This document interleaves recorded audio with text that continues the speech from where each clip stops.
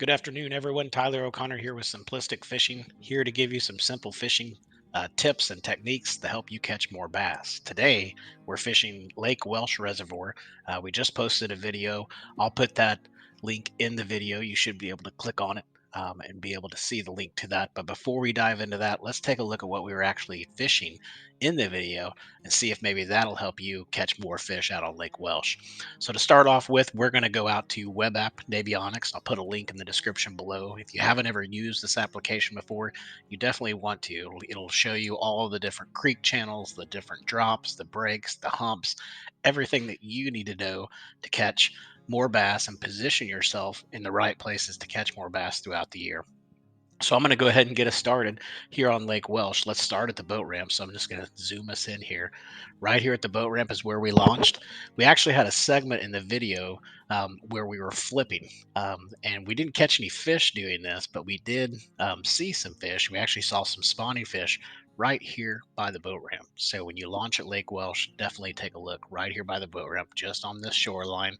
There's a lot of hydrilla back in here, fish around that hydrilla line, and then fish this whole bank line here. Should give you some good stuff. Now the majority of the video where you saw us, we actually pulled out of the boat ramp, went up to the left side, and went out to this flat. And this flat has produced for us time and time again, not just in the winter time, but well, I guess it would only be in the winter time. It's the only time we fished the power plant lakes. But every time we've gone there, we really focus on this flat. It's produced some big fish for us, but it's also produced lots of numbers for us.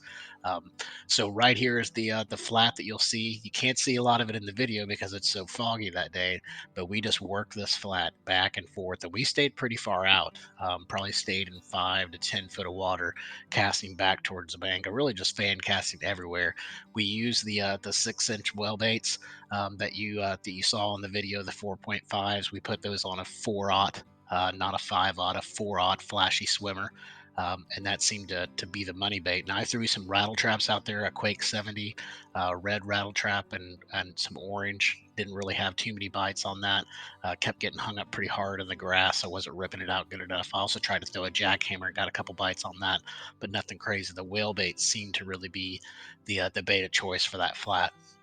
So once we got done with that flat, we actually cruised up the lake a little bit, and this is really a common kind of a honey hole for the locals. You got to be careful. There's stumps all around here that you can't see, and if you hug the right side, you're usually pretty good.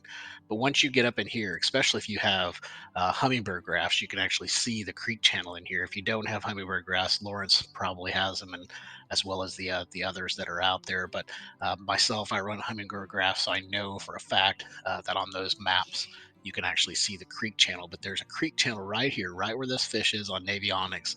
There's a creek channel that comes on the left side, and there's one that kind of hugs this little hump that you'll see in the lake there, and you'll see the grass line there. If you work those grass lines as well as this area in here, these grass lines, this is probably where you're going to catch your biggest fish.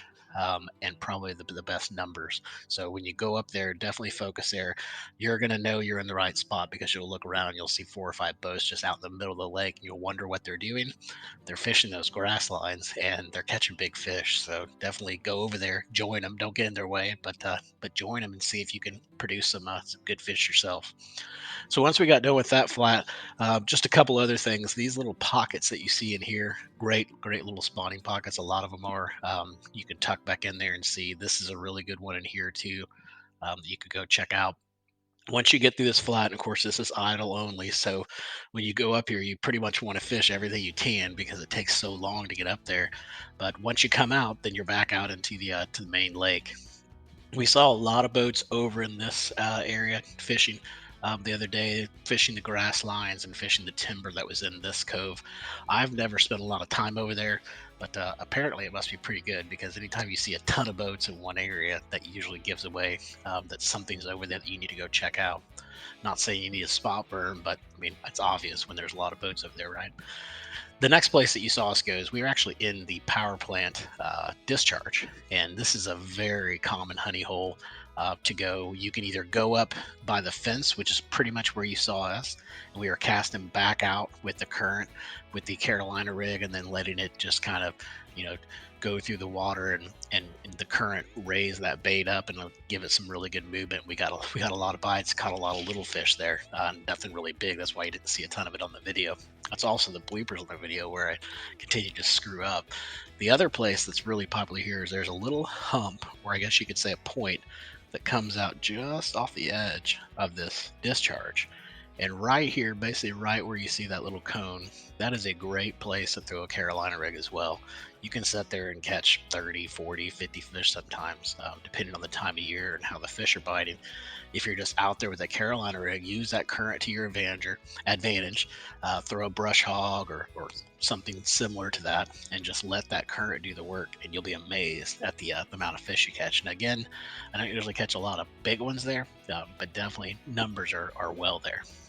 So moving on down from Welsh, and of course, there's going to be a lot of locals that say, "Oh, you missed these spots," but I just want to show you kind of the common spots that we go. It's 2 hours away, so we pretty much focus on the same spots every time because we know that they produce this fish. Um, so usually, what we'll do is we'll cruise on down after we get through the discharge, and we'll come over to the very first big bank line that we have, which is, I believe, is this one right here. And you'll see us, we'll fish this bank line pretty hard right here. We seem to do pretty good on that bank line. Again, getting on the outer edges of the grass and fishing that. We've also had a lot of success down in here as well. So just a couple different good areas there. Now, as you cruise on down the lake and you get further down, you definitely need to be careful. There's some stumps that are just out in the middle of the water that just continue to amaze me that no one hits them. There's a nice little hump out here in the middle. You can always go check out. We've caught some good fish out there. There's also plenty of other grass lines, I mean, just everywhere that you have here. Now, right here, this little bank line right here, I don't know why, but if you hang out here, this is also where you saw land and miss that flipping fish. Right in here, there's a really solid grass line right here, and that produces pretty good fish for us a lot of times. So from there, we don't spend too much time at the dam. We've caught some fish there. This little pocket here, it's like a little output or something. I'm not even sure what it is, but there's pipes there. That'll produce sometimes. That can be pretty good, especially throw a chatterbait in there or a swim bait, something like that. Usually good for you. And then if you go on down and you get down by the power plant intake, some really good fishing right in there, some good spawning fish if you hit them at the right time. I think when we went, they weren't spawning there yet. The water was still pretty cold back in here, but it was much warmer up towards the northern end of the lake. So we focused most of our attention on the northern end of the lake, and of course, that's where we caught the most fish. So hopefully these were helpful tips for you guys. If you ever go out to Lake Welsh, I would definitely suggest focusing on the areas that we did. Lake Welsh is pretty much straightforward. You throw a Carolina rig. If you get around the current, you throw swim baits, lipless crankbaits, and chatterbaits when you're around the grass. And then if you really like flipping is tons of fun. Just put you on a reaction beaver or some kind of beaver style bait. Put you on a 1 ounce or a 2 ounce type tungsten punching rig setup. Get that, go find those grass lines. If you got 360 imaging, you can find them really easy. If not, just do it visually. Get you a really good pair of sunglasses.